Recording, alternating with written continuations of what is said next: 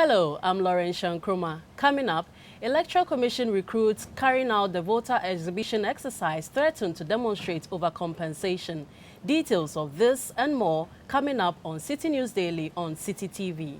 The ongoing exhibition of the Provisional Voters Register could suffer setbacks as some registration officers in Accra are beginning to agitate over the issue of how much compensation they are to receive for their services to the EC. The anxious officers are calling on the chair of the Electoral Commission, Charlotte Osei, to quickly resolve the issue before the emerging agitations disrupt the 21-day exercise. Speaking to City News Daily, some of the officers said they have been working without pay and will consider embarking on a peaceful demonstration to press home their demands in the coming. The Electoral Commission says it will have to amend its timetable for this year's election following Parliament's rejection of a bill calling for early general elections this year. The Constitutional Amendment Bill 2016 was seeking to move the date for the general elections in Ghana from December 7 to the first Monday of November in election years. If the bill had passed, this year's polls would have been fixed for November 7. However, MPs voted yesterday to reject the proposal. In a City News Daily interview, Director of Communications for the EC, Eric Jakpasu, said, though the EC needs to amend its timetable, the election will come on successfully. Moving on, the Ghana National Association of Teachers, NAT, has threatened to call a nationwide strike if the Ghana Education Service fails to facilitate the payment of all subsidies owed public senior high schools around the country.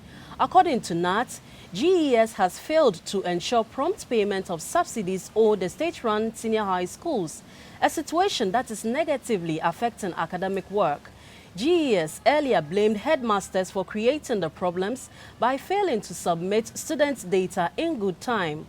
This was after a conference of heads of assisted secondary schools CHAS threatened to close down schools over the matter. Speaking to City News Daily, the General Secretary of NAT, David Ofori Echampon, called on the Ghana Education Service to pay the subsidies urgently or face their wrath. Now, a state funeral service has been held today for the late MP for Abetifi, Peter Riafe Pepra. Former President John Agyekum Kufuor, NPP stalwart J.H. Mensah, former Trade Minister Alan Tremantin, Speaker of Parliament Edward Doe Ajaho and his two deputies were among dignitaries who attended the ceremony. Speaking to City News Daily, the second Deputy Speaker of Parliament, Joe Garte, celebrated the principles of the late lawmaker Peter Riafe Pepra. Finally, the 11th edition of City FM's Right Away contest has been launched in Accra. As a result, the Right Away team led by Jessica Opare-Saforo, the station's programs manager, has started visiting schools to engage with pupils and encourage them to enter the contest. The Right Away contest is an annual contest geared towards encouraging young people to cultivate the culture of reading and writing. This year's contest will award the top 5 contestants with various cash prizes. The overall winner will walk home with 5,000 Ghana cedis in cash prize.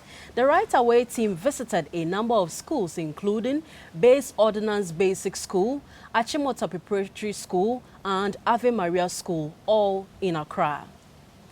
And that's it for City News Daily on City TV with me, Laurentia Nkrumah. Many thanks for watching.